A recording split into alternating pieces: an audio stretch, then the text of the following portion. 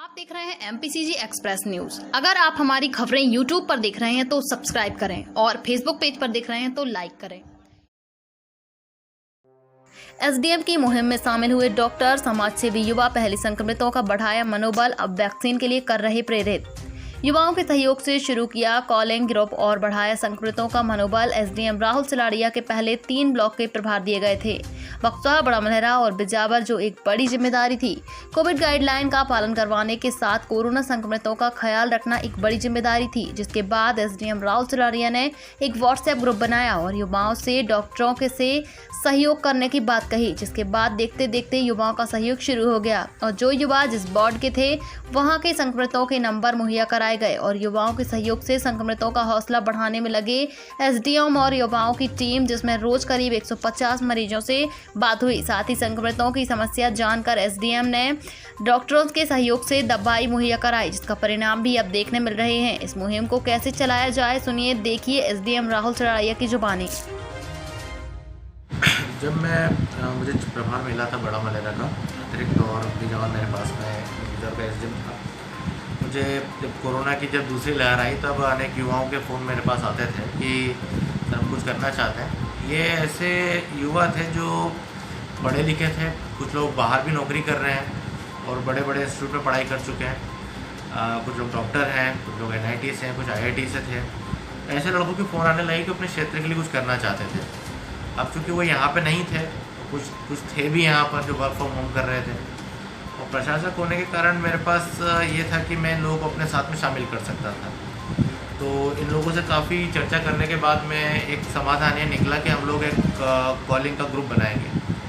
अब इसमें हम लोगों ने ये चीज़ की कि जो भी लोग पॉजिटिव आते थे उनकी एक सूची हम लोग तैयार कर लेते थे और उनके नंबर से हम लोग उनको कॉल करना शुरू करते थे। तो ये जो वॉलंटियर थे हम लोगों के, जो लोग हमारे साथ काम करना चाह रहे थे, इन सब ने उन लोगों को कॉल करना शुरू किया, उनके हालचाल लेना शुरू किए और फिर उनकी जो समस्याएं थी वो हम तक लेके आए। जैसे कि किसी के घर में सैनिटाइजेशन नहीं हुआ था तो तत्काल हम लोगों ने फिर सैनिटाइजेशन करवाना शुरू किया। किसी की मेडिकल किट ख़त्म हो गई थी तो मेडिकल किट उपलब्ध करवा दी। और इसके अलावा हमारे साथ जो ग्रुप में कुछ डॉक्टर जुड़े थे उसने ये चीज़ आरंभ कर दी कि शाम को 7 से 9 बजे तक का समय उन्होंने रख लिया कि वो केवल कोविड पेशेंट से बात करेंगे इस क्षेत्र के।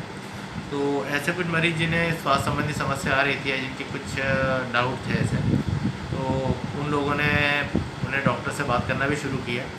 तो ये क्षेत्र के जो युवा थे उन्होंने सबसे अच्छा चीज़ तो ये करी कि वो आगे आए। उन्होंने ये कोशिश की कि वो प्रशासन से जुड़ के काम करने की कोशिश की, न कि आलोचना या नुक्ताचीनी करने के बजाय, सिस्टम को कोसने के बजाय उन्होंने खुद ये बीड़ा उठाया कि हम लोग क्या कर सकते हैं, हमें ये आता है, आप हमें बताइए।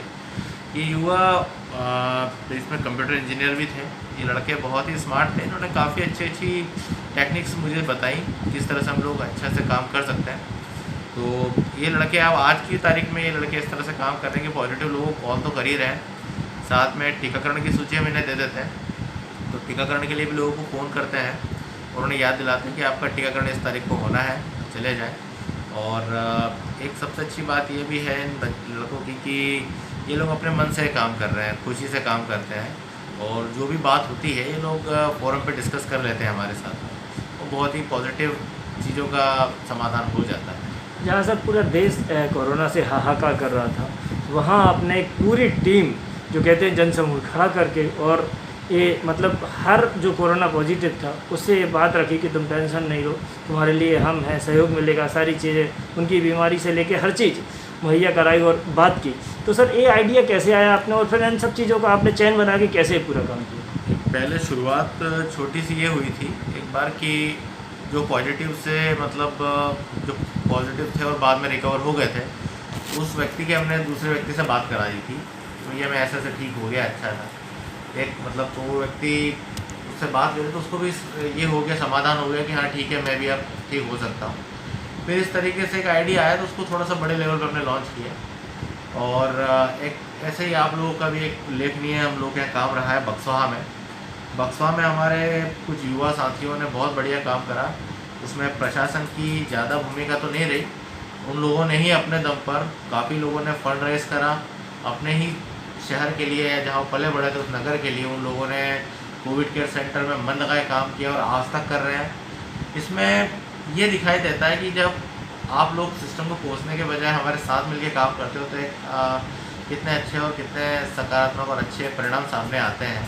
तो वैसे कोविड केयर सेंटर बक्सवा में भी ये लड़के लगातार काम करते जा रहे हैं और बहुत खुशी है मुझे कि वो लोग बिना किसी नाम के, बिना किसी लालच के ये लोग लगे हुए हैं क्षेत्र के लोगों की सेवा करने के लिए और उसके बहुत अच्छे अच्छे रिजल्ट्स आज सामने आते हैं। तो मैं सबसे पहले बधाई देना चाहूँगा बक्सवा के उन सभी युवा साथियों को जिन्होंने बहुत अच्छा काम किया है। जिससे हाँ मेरा रोल भी कम रहा, तो युवा साथियों का ही रोल ज़्यादा रहा है। वो सभी मेरे बधाई के, मेरे श्रद्धा के पात्र हैं जिनने मानवता के लिए बहुत मेहनत की है।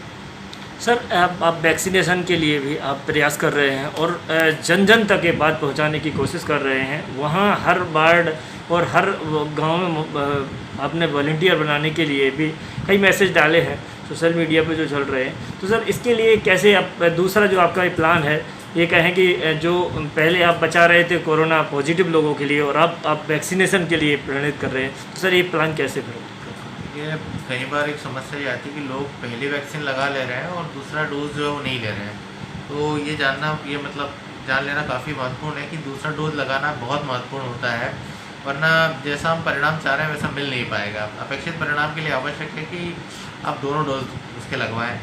तो कई बार लोग भूल जाते हैं, कई बार उन्हें ध्यान नहीं रहता या फिर वो कुछ किसी काम में उलझ जाते हैं। तो वॉलंटियर उन्हें कॉल करके बुलाते हैं और धीरे धीरे प्रयास हो रहे हैं कि उन लोगों के मन से भ्रम निकाला जाए कि अगर एक डोज लगी तो दूसरी डोज अनिवार्यता लगवा लें, ताकि सुखद परिणाम है वो सामने आ जाए आपके और आप पूरी तरह से कोरोना से बच सकें।